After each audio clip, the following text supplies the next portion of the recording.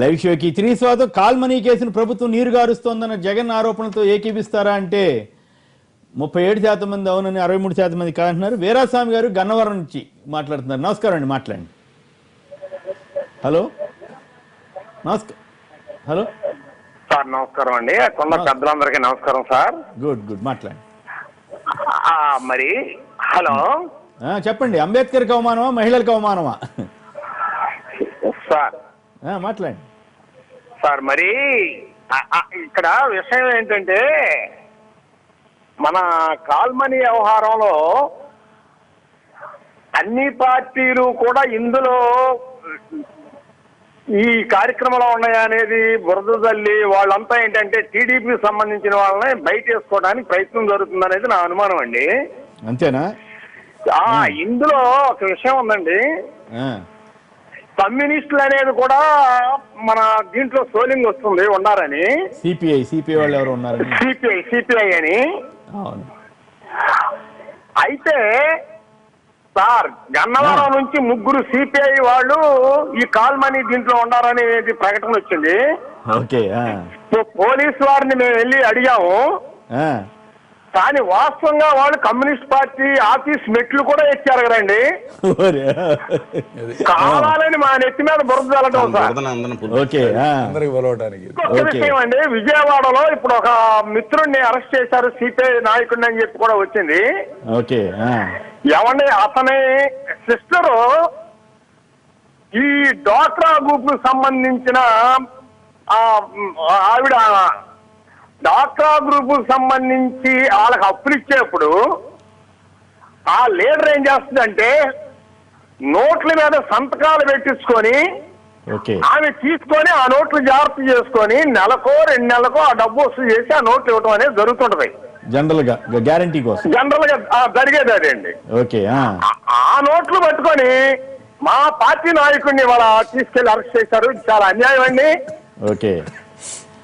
ఇట్లా పోలీసు వాళ్ళు కూడా ఇట్లా అన్యాయం చేస్తేనే నిలబడతారేమో. మరి ఏం చేద్దాం, సత్యనారాయణ గారు చెప్పాలి. మరి ఇటువంటి వాటి మీద మీలాంటి వాళ్ళని గట్టిగా నిలబడాలి కదా.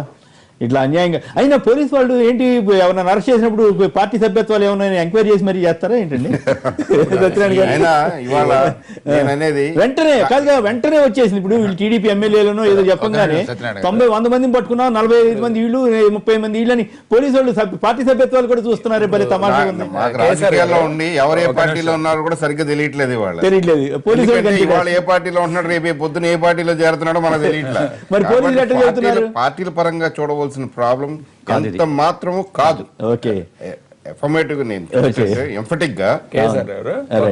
ఇప్పుడు ఈ దాడులు జరుగుతున్నాయి కదా కొన్ని ప్రాంతాల్లో, ఈ వైఎస్ఆర్ కాంగ్రెస్ పార్టీ వాళ్ళు లిస్టు బయటికి తీసుకొస్తున్నారు. వాళ్ళ మీద ప్రత్యేకంగా దాడులు చేస్తారు. ఇట్లా నిజంగా మీరు చెప్పింది జరిగితే డీజీపీ రాముడు గారికి, ఆయనకి నిజాయితీపరమైన పేరు ఉంది కదా, ఆయనకి అప్రతిష్టే. ఇప్పుడు సవం గారికి కూడా అప్రతిష్ట అవుతుంది. సవం గారికి ప్రభుత్వం కాపాడుకోవాలి కదా. ప్రభుత్వాన్ని కాపాడు అంటే 100 మంది మహిళల పట్ల అనుచితంగా వ్యవహరించిన కేసుల్లో దయాదాక్షిణ్యాలతో చూపిస్తే ఏ ప్రభుత్వం అయినా సరే అది జనంలో మనగలుగుతుందా? చంద్రబాబు నాయుడు గారు తెలుసుకోవాలి.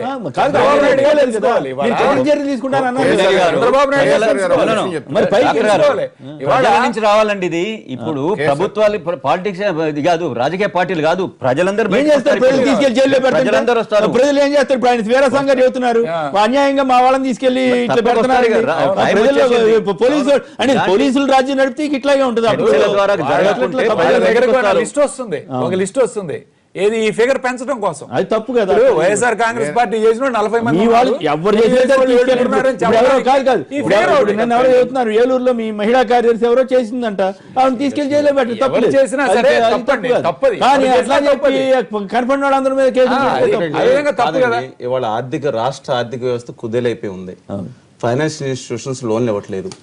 సహకార ఆర్థిక వ్యవస్థ ఏదైతే ఉందో మిగతాది అది కూడా ఇవాళ ప్రైమరీ అగ్రికల్చర్ సొసైటీకి రీపేమెంట్స్ లేని పరిస్థితులు ఉన్నాయి. బికాస్ ఆఫ్ రుణమాఫీ కానీ, రైతు కానీ, డ్వాక్రా కానీ.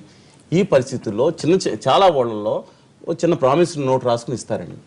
ఇవాళ ఆ రుణం కూడా నేననేది వాళ్ళ ఐఎమ్ నాట్ సపోర్టింగ్ దెమ్. ఆ రుణం కూడా భయభ్రాంతులు కనుక చేయిస్తే చాలా ఇబ్బందికరమైన పరిణామాలు వస్తాయి. ఒక తొప్పుని చిన్న గీతని పక్కన పెద్ద గీత తీస్తే చిన్న గీత చిన్న పాత సిద్ధాంతం ఉంది. ఆ విధంగా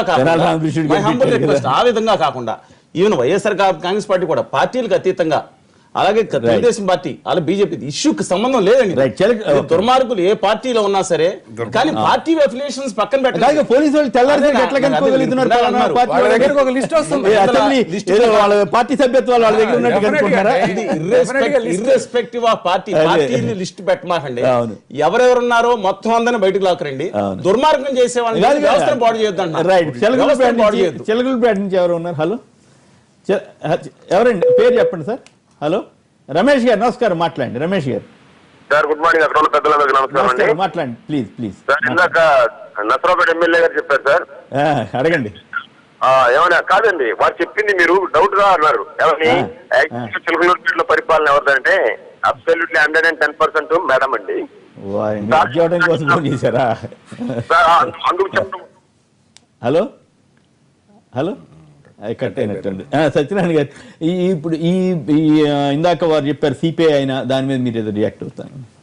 బేసికల్గా దాన్ని ఏదైతే వాళ్ళ ఒక వెర్రితలలు వేసిన వ్యాపారాన్ని, అక్రమ వ్యాపారాన్ని అరికట్టవలసిన బాధ్యత వాళ్ళ ప్రభుత్వ యంత్రాంగాన్ని, దాన్ని పక్కదారి పట్టించడానికో లేకపోతే ఏదో చూసి చూడనట్టుగా వెళ్ళాలన్న ప్రయత్నం ఏ ప్రభుత్వం చేసినా రానున్న రోజుల్లో దాని యొక్క తీవ్ర పర్యవసనాలు మాత్రం ప్రజల మీద పడుతుంది ఫస్ట్, తర్వాత ప్రభుత్వాల మీద పడుతుంది. ఎందుకంటే వాళ్ళ చూస్తే ఏ ఎలక్షన్ లేదు. ఎలక్టోరల్ బ్యాటిలే కాదు, కొంచెం సామాజిక బాధ్యత కూడా ఉందిగా మా అందరికి. అట్లా కాదు, ఇప్పుడు ప్రభుత్వం మరి చంద్రబాబు గారు ఈ మాట అన్నట్లు పేపర్లో వచ్చింది, ఎవరి వాదన వాళ్ళే వినిపించుకోండి అంటం ద్వారా, అంటే ప్రభుత్వం వాళ్ళని కాపాడినట్లా అది నాకు అర్థం కాలేదు. అది ఎట్లా ఇప్పుడు నిజంగా మరి ఇంతవరకు వైఎస్ఆర్సీపీ పార్టీ నాయకుడు జగన్మోహన్ రెడ్డి గారు ఇది కేవలం ఏదో తెలుగుదేశం వాళ్ళు చేసినట్టుగాను, లేకపోతే తెలుగుదేశం వాళ్ళు ఇది కేవలం వైఎస్ఆర్సీపీ చేసినట్టుగాను, లేకపోతే వైఎస్ఆర్సీపీ భారతీయ జనతా పార్టీ చేసినట్టుగాను అన్నం మానేసి ఈ క్రిమినల్ యాక్టివిటీని కర్వ్ చేయవలసిన క్రిమినల్ యాక్టివిటీని స్టాప్ చేసే దిశగా ప్రభుత్వాలు పనిచేయాలా, ప్రభుత్వ యంత్రాంగం. యాక్టివిటీని ఆప్ చేయడం ఒక ఎత్తు అయితే ఇప్పటి వరకు జరిగిన దానికి ఎవరు బాధ్యత అంటే ఆపడం అంటే వాళ్ళ మీద ఇమీడియట్ గా చర్యలు తీసుకుంటారు ఇర్రెస్పెక్టివ్ ఆఫ్ పార్టీస్. ఎందుకు చెప్తున్నానంటే it's a social evil, it has a deleterious effect on the entire society. ఇవాళ రాజకీయంగా మనం గెలవచ్చు, ఓడిపోవచ్చు, కానీ సొసైటీ మొత్తం నాశనం అయిపోతుంది. ఇవాళ వడ్డీ వ్యాపారం, అక్రమ వడ్డీ వ్యాపారం ఎప్పటి నుంచో ఉంది, కానీ దాని వెరితలను ఈ మధ్యకు చూసాం మనం. దారుణం కదా, దుర్మార్గం. దాని యొక్క ముందు కూడా చూసాం, ఆస్తులు రాయించుకోవడం కానీ, కిడ్నాపులు కానీ కొన్ని విన్నాం. కానీ దాని యొక్క పెరుగుదల ఇవాళ వచ్చి ఏ విధంగా కుటుంబాలను విచ్ఛిన్నం చేసే దిశగా దీన్ని తీవ్రంగా ఖండించాల్సిన అవసరం సభ్య సమాజానికి ఉంది. దానికి రాజకీయ పార్టీ రంగు ఇప్పుడు దీని మీద కూడా రభస చేస్తున్నారు కదా మీరు కూడా. మహిళలకు అవమానమా అంబేద్కర్ అవమానం అని తేల్చలేకపోతున్నారు కదా మీరంతా కలిసి.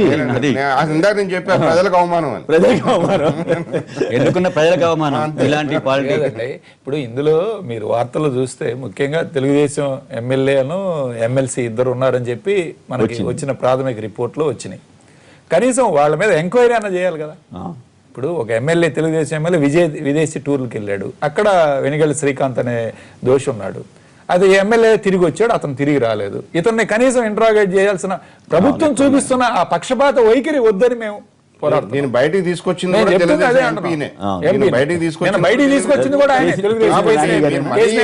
ఏకపక్షంగా మాట్లాడొద్దు. వైఎస్ఆర్సీపీకి అయితే మాకు అన్యాయంగా అక్రమంగా రేడ్ చేస్తున్నట్టు, తెలుగుదేశం మీద అయితే నిజంగా జరిగినట్టు మాత్రం అనొద్దు. అట్లా కాదు మేమనేది ఎవరి మీదైనా యాక్షన్ తీసుకోండి తప్పు చేస్తే, కాదంటలేదు. కానీ ఒక ఫిగర్ అక్యుములేట్ చేసుకోవడం కోసం స్కోర్ బోర్డు కాదు. కొమ్మినేని గారు అడిగింది ఈ రోజు ప్రయారిటీ అంబేద్కర్ గారి గురించి మనం చర్చ చేయాలా, లేకుంటే మహిళల యొక్క మానభంగాల గురించి చర్చ చేయాలా? ఏదంటారు? మేము ఫస్ట్ మహిళల మానభంగాలు ఈ కాల్ డేటా ఇష్యూ మీదనే చర్చ చేయమని మేము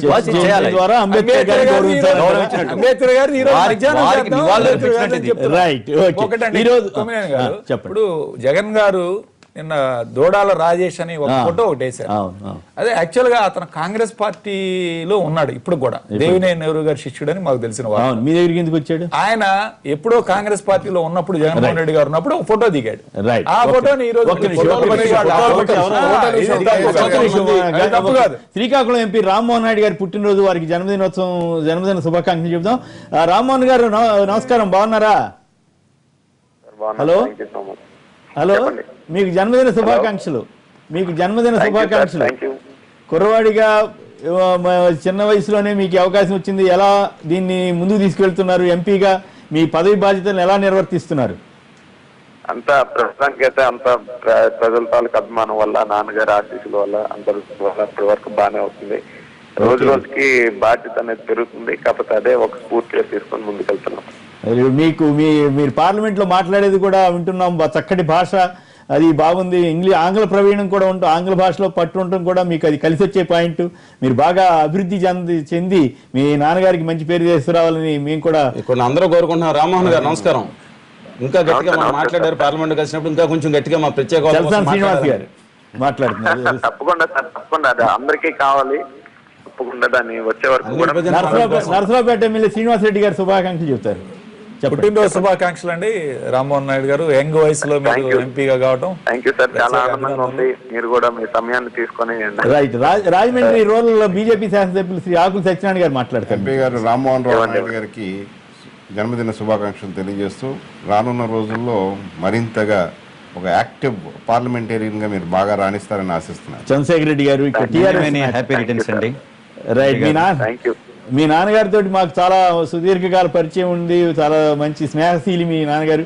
ఆయనకి మళ్ళీ మీరు కూడా ప్రజల్లో మమేకమై బాగా అభివృద్ధి చెందాలని ఆకాంక్షిస్తూ రామ్మోహన్ నాయుడు గారు మరొకసారి జన్మదిన శుభాకాంక్షలు. మీ నియోజకవర్గానికి ఏమైనా సందేశం ఇవ్వదలిస్తే చెప్పండి, మీ నియోజకవర్గ ప్రజలకి. థ్యాంక్ యూ సార్, ప్రేక్షకులందరికీ కూడా మరొకసారి ధన్యవాదాలు తెలియజేస్తున్నాం. Right, all the best Rammohan Naidu గారు. కాల్మనీ కేసును ప్రభుత్వం నీరుగారుస్తోందన్న జగన్ ఆరోపణలతో ఏకీవిస్తారా అంటే 35% మంది అవునని, 60% మంది కాదన్నారు. ఎస్ఎంఎస్ పంపిన వారందరికీ కూడా ధన్యవాదాలు. చంద్రశేఖర్ రెడ్డి గారికి, చలసాని శ్రీనివాస్ గారికి, గోపిరెడ్డి శ్రీనివాసరెడ్డి గారికి, అలాగే ఆకుల సత్యనారాయణ గారికి, రామ్మోహన్ నాయుడు గారికి అందరికి కూడా ధన్యవాదాలు. ఇది నేటి వార్తా విశ్లేషణ కార్యక్రమం. నమస్కారం.